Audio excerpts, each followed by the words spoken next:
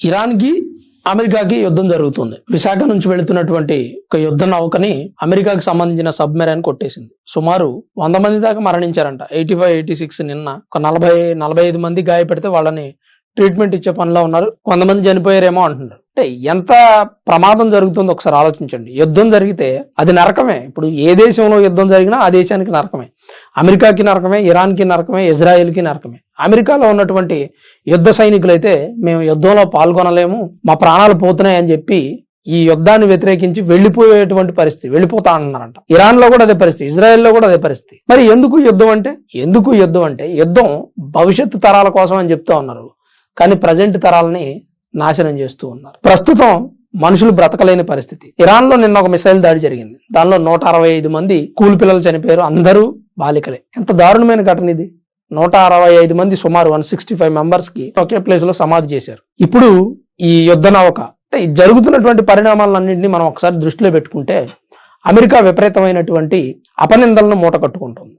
మొదటి నుంచి ట్రంప్ ఉన్నటువంటి బ్యాడ్ నేమ్, అనేక దేశాల మీద టారిఫ్లు విధించడం కానీ, వెనిజువెలా అధ్యక్షుడు నికోలస్ మదురోని బంధించడం కానీ, ఎప్స్టీన్ ఫైల్స్ లో సుమారు 10 లక్షల సార్లు అతని పేరు రావడం కానీ, ఇప్పుడు యుద్ధం ఇరాన్ మీద ప్రకటించడం కానీ, ఈ విషయాలన్నీ చూస్తుంటే అమెరికా ప్రపంచ దేశాల మీద ఆధిపత్యాన్ని కొనసాగించాలని చూస్తోంది. ఇదొక పాయింట్. అయితే చమురు నిల్వలు ఎక్కువగా ఉన్నటువంటి దేశాలు ఆ చమురుని ఎగుమతి చేసి డబ్బులు సంపాదించి అధికమైనటువంటి లాభాలతో ధనిక దేశాలుగా ఉండడం అమెరికాకి ఇష్టం లేదనే విషయం మనం స్పష్టంగా అర్థమవుతుంది. చిన్న ఎగ్జాంపుల్, భారత్ రష్యా దగ్గర ఆయిల్ కొనొద్దు అని చెప్పి మన మీద టారిఫ్లు విధించాడు ట్రంప్. దేనికి?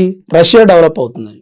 అలానే గతంలో కూడా వెనిజువెలా అధ్యక్షుడు నికోలస్ మదురోని అరెస్ట్ చేయడానికి కూడా కారణం ఈ చమురు నిల్వలే. ఇప్పుడు ఇరాన్ మీద కూడా అదే పరిస్థితి. చమురు నిల్వలు ఏవైతే ఉన్నాయో ఆ దేశాలను అమెరికా ఖచ్చితంగా టార్గెట్ చేస్తుంది.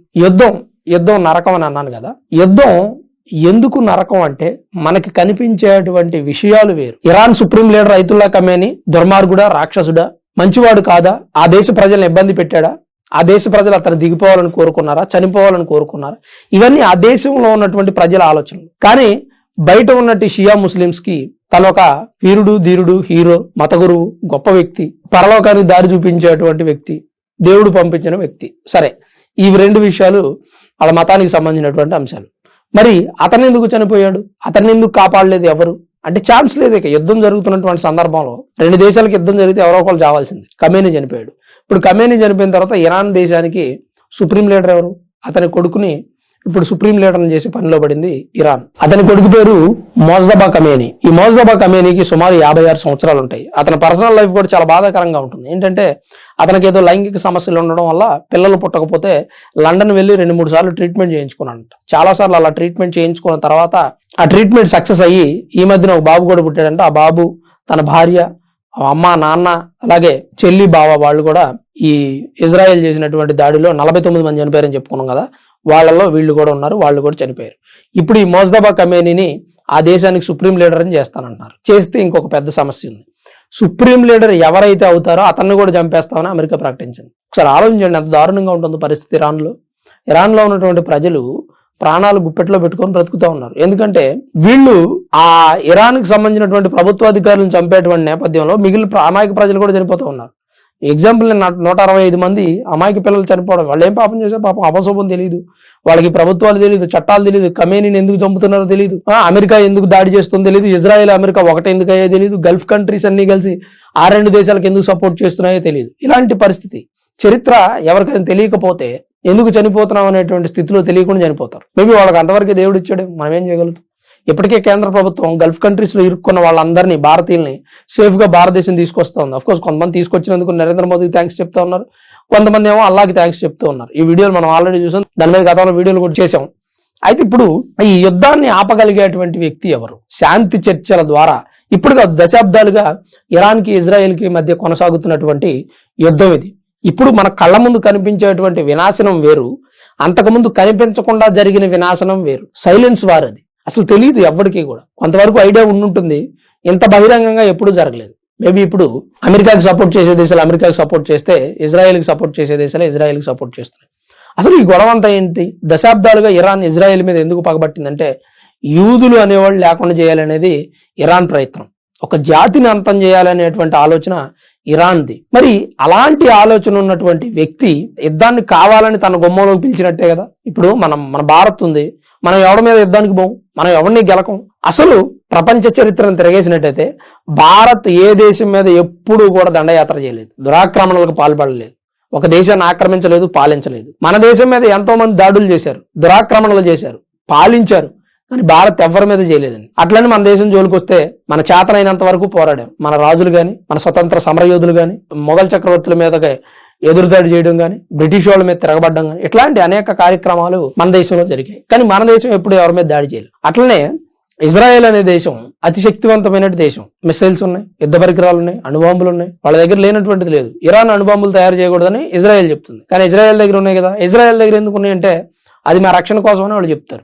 మరి ఇరాన్ దగ్గర ఉన్నప్పుడు ఎందుకు ప్రశ్నిస్తున్నారంటే ఇరాన్ మంచి లక్షణం కలిగినటువంటి దేశం కాదు, వాళ్ళ దగ్గర అణుబాంబులు ఉంటే ప్రమాదం అంటున్నారు. కొన్నిసార్లు ఆలోచిస్తే ప్రాక్టికల్ గా నిజమే అనిపిస్తుంది. ఇప్పుడు ఇజ్రాయెల్ దగ్గర అణుబాంబులు ఉన్నాయి, కానీ ఏ దేశం మీద కూడా ఊరికే ప్రయోగించలేదు. ఆ దేశానికి ప్రమాదం ఏర్పడింది అనుకున్న సందర్భంలో ప్రయోగించింది. మరి ఇరాన్ దగ్గర ఉంటే యూదులు ఉండకూడదు, క్రైస్తవులు ఉండకూడదు, సున్నీ ముస్లిమ్స్ ఉండకూడదు అనేటువంటి ఆలోచనలో ఉంది ఇరాన్. మరి అటువంటిప్పుడు ఆ దేశాలన్నింటినీ లేపేస్తుంది కదా. అందుకని ఇరాన్ దగ్గర అణుబాంబులు ఉండకూడదని అన్ని దేశాలు అనుకుంటా ఉన్నాయి. అందులోనూ ఇరాన్కి సుప్రీం లీడర్గా ఖమేనీ ఎన్నికైన తర్వాత ఆ దేశంలో అరాచకాలు పెరిగాయి. అంతకుముందు 1979కు ముందు ఇలాంటి పరిస్థితి లేదు. 1979 to 89 రోతల్లా అనే ఒకతను సుప్రీం లీడర్గా పనిచేశాడు. 89లో ఖమేనీ ఎక్కాడు. ఖమేనీ ఎక్కిన దగ్గర నుంచి అరాచకాలు మరీ పెరిగిపోయి. ఏంటంటే ఖమేనీ ప్రభుత్వం మత ఛాందస్వం కలిగినటువంటి ప్రభుత్వం, పూర్తిగా మతాన్ని అనుసరించేటువంటి ప్రభుత్వం. పాశ్చాత్య పోకడలకు దేశంలో ఉన్న ప్రజలు ఇష్టపడుతుంటే అది నచ్చలేదు ఆ ఖమేనీ ప్రభుత్వానికి. కొత్తగా అంటే కొత్త సంస్కృతులు, సాంప్రదాయాలు, మతాన్ని వ్యతిరేకించడం, ఫ్రీడమ్ని ఎక్కువగా ఎంజాయ్ చేయడం, అర్ధనగ్న నృత్యాలు, ఆడవాళ్లు స్వేచ్ఛగా తిరగడం, ఆడవాళ్లు హిజాబ్ ధరించకపోవడం, ఇవన్నీ 79కు ముందుకు జరిగాయి. బాగా అప్డేట్ అయినటువంటి కంట్రీ, అప్పట్లోనే బాగా రిచ్ కంట్రీ ఇరాన్, అప్పట్లోనే ఫ్రీడమ్ ఉన్నటువంటి దేశం, బాగా అప్డేట్ అయినటువంటి దేశం. ఈరోజు అమెరికా ఎలా ఉందో 79కు ముందు ఇరాన్ అలా ఉంది. అంటే 79కి ఇప్పటికి ఎన్ని సంవత్సరాల గ్యాప్ ఉంది చూడండి. అప్పుడే అమెరికా లాగా ఉంది అంటే మరి మత గురువులు ఆ దేశాన్ని పరిపాలిస్తే విధ్వంసం కాకుండా ఏముంటది? ప్రాక్టికల్ గా ఆలోచించండి. ఈరోజు ఖమేనీని ఇరాన్ ప్రజలు హేట్ చేస్తున్నారంటే కారణం అదే. 79కు ముందు ఆ దేశం ఎంత బాగుంది, ఖమేనీ వచ్చిన తర్వాత ఎట్లా అయిపోయింది. మాకు ఫ్రీడమ్ కావాలి, మేము స్వేచ్ఛగా బ్రతకాలి, మహిళలు చదువుకోవాలి, పురుషులకి సమాజంలో సమానమైనటువంటి హక్కులు ఉండాలి, ప్రజాస్వామ్యం కావాలి, రాజ్యాంగం కావాలి, పిల్లల వివాహ వయసు 9 సంవత్సరాలు కాదు, మా ఇష్టం వచ్చినప్పుడు పెళ్లి చేసుకుంటాం, వివాహం చేసుకుని ఒకవేళ విడాకుల కోసం వెళితే భార్యాభర్తలకి సరైనటువంటి సర్దుబాటు లేకపోతే విడాకులు వెళతారు. వెళ్ళినప్పుడు మగాడికి మాత్రమే కోర్టులు సపోర్ట్ చేయడం, ఒక ప్రత్యేకమైనటువంటి వివాహ చట్టాలను తీసుకురావడం, అంటే మ్యారేజ్ చేసుకోవడం, కొంతకాలం అగ్రిమెంట్ ఉంటుంది, ఆ అగ్రిమెంట్ అయిపోయిన తర్వాత ఆ మహిళల్ని పురుషుడు వదిలేయడం, ఇలాంటి చట్టాలు ఇరాన్ లో ఉండడంతో మహిళలు బాగా విసిగిపోయారు. ఆ తర్వాత చిన్నపిల్లలకు వివాహం చేయడం, చిన్నపిల్లలను వివాహం చేసుకోవచ్చు అనేటువంటి అంశాన్ని తీసుకురావడంతో తల్లిదండ్రులు బాగా విసిగిపోయారు. ఎవరికైనా డబ్బున్న వ్యక్తికి ఒక 9 years 10 years 12 years పాప నచ్చింది అనుకోండి, తన డబ్బులు ఇచ్చేసి ఆ పాపను తీసుకెళ్లిపోయి వివాహం చేసుకుంటాడు. 50-60 years ఉన్నా సరే. ఇలాంటివి కొన్నిసార్లు చెప్పుకోవడానికి బాధాకరంగా ఉన్నా అక్కడ జరిగాయి. మనం చూస్తే రీసెర్చ్ చేస్తే తెలుస్తుంది. అవన్నీ నేను రీసెర్చ్ చేశాను, నాకు అర్థం అవుతుంది. అలాంటి చట్టాలను మహిళలు అణిచివేతకు గురైనప్పుడు మహిళలు ప్రభుత్వానికి ఎదురు తిరుగుతారు. చిన్నపిల్లల మీద అఘాయిత్యాలు జరిగినప్పుడు వాళ్ళ తల్లిదండ్రులు ప్రభుత్వానికి ఎదురు తిరుగుతారు. స్వేచ్ఛ లేనప్పుడు, చదువుకోవడానికి అవకాశం లేనప్పుడు ప్రజలంతా ఎదురు తిరుగుతారు. మౌలిక సదుపాయాలు లేనప్పుడు, ఆ దేశంలో పేదరికం శివతాండవం చేస్తున్నప్పుడు ఖచ్చితంగా ప్రజలంతా ఎదురు తిరుగుతారు. అదే ఇరాన్ లో జరిగింది. ఇరాన్ దేశం చమురు నిల్వల విషయంలో గానీ, మత ప్రాతిపదికన గానీ వేరే దేశాన్ని ఇన్వాల్వ్ అవ్వనివ్వడం లేదు. చమురు నిల్వలు ఆ దేశం తనకు నచ్చిన దేశంతో ట్రేడింగ్ చేస్తుంది, అది వేరే విషయం, తన పర్సనల్. కానీ ట్రేడింగ్ చేసుకునేటప్పుడు వేరే దేశాల యొక్క ఇన్వాల్వ్మెంట్ అనేది ఖచ్చితంగా ఉంటుంది. ఒక దేశం ఆ దేశంలోనే బాసి పట్ల వేసుకొని కూర్చుంటా అంటే ఆ దేశానికి డెవలప్మెంట్ ఉండదు. అనేక దేశాలతో ట్రేడింగ్ చేయాలి, స్నేహం చేయాలి.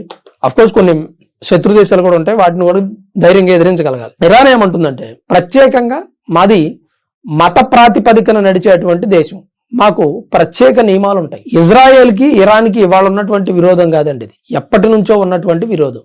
ఆ విరోధాన్ని ఖమేనీ అనే వ్యక్తి బలపడిన తర్వాత ఇజ్రాయెల్ మీద ప్రయోగించడం మొదలుపెట్టాడు. ఇజ్రాయెల్కి సపోర్ట్ చేస్తున్నటువంటి అమెరికా ఏంటి? క్రైస్తవ దేశం. యూదుల నుంచే క్రైస్తవులు పుట్టారు, కానీ క్రైస్తవులు అంటే యూదులకు నచ్చదు. ఇప్పుడు ఏమైందంటే క్రైస్తవులు యూదులు ఒకటైపోయారు. ఇరాన్లో ఉంది షియా ముస్లిమ్స్, సున్నీ ముస్లిమ్స్, షియా ముస్లిమ్స్ మహమ్మద్ ప్రవక్త నుంచే పుట్టారు, కానీ వాళ్ళిరువురికి పడదు. ఇలాంటి పరిస్థితి భయంకరమైనటువంటి యుద్ధాలకు దారితీస్తుంది. మన దాకా రాలేదంటే భారతదేశం వరకు డైరెక్ట్ గా రాకపోయినా ఇండైరెక్ట్ గా అయితే ఆ యుద్ధ ప్రభావం చూపిస్తుంది. వస్తువులు ధరలు పెరగడం కానీ, అలాగే ముడి చమురు ధరలు పెరిగాయి అనుకోండి, మనకు పెట్రోల్ డీజిల్ వంటి ధరలు పెరుగుతాయి. మనం ఫారిన్ కంట్రీస్ నుంచి ఇంపోర్ట్ చేసుకునేటువంటి వస్తువులు ధరలు పెరుగుతాయి. ప్రస్తుతం భారతదేశంలో కూడా ఇంకొద్ది రోజులు అయితే తప్ప ఆ రిజల్ట్ మనకు తెలియదు. అయితే అసలు ఇరాన్ ఇజ్రాయెల్ యుద్ధం గురించి, అలాగే ఇరాన్ యుద్ధ నౌకని అమెరికా హతమార్చింది. సుమారు 100 మంది చనిపోయారని చెప్పుకున్నాం కదా. అదొకటను స్కూల్లో 165 మంది పిల్లలు చనిపోయారు, బాలికలే మొత్తం. అది చాలా బాధాకరమైనటువంటి అంశం. అలాంటివి మరలా రిపీట్ కాకుండా ఉంటే బాగుండాలని అందరం కోరుకుందాం. ఏ దేశంలో కోరుకున్నా శాంతే కోరుకుంటాం. కాకపోతే యుద్ధం వచ్చిన తర్వాత యుద్ధానికి నీతి నియమాలు ఉండవు, చిన్న పెద్ద తేడా ఉండవు, ముసలి మొతక చూడరు. ఎందుకంటే యుద్ధంలో మాట్లాడేది కేవలం ఆయుధాలే, మనుషులు కాదు కదా. సో అలాంటి పరిణామాలు జరుగుతూ ఉంటాయి. కొన్నిసార్లు బాధ అనిపించినా ఎవ్వరూ ఏం చేయలేనటువంటి పరిస్థితి. మరి దీని మీద మీ అభిప్రాయం ఏంటి, మీరేమనుకుంటున్నారు అనేది కామెంట్ రూపంలో తప్పకుండా తెలియజేయండి. Thanks for watching this video. This is Ram signing off సన్మన్ studios.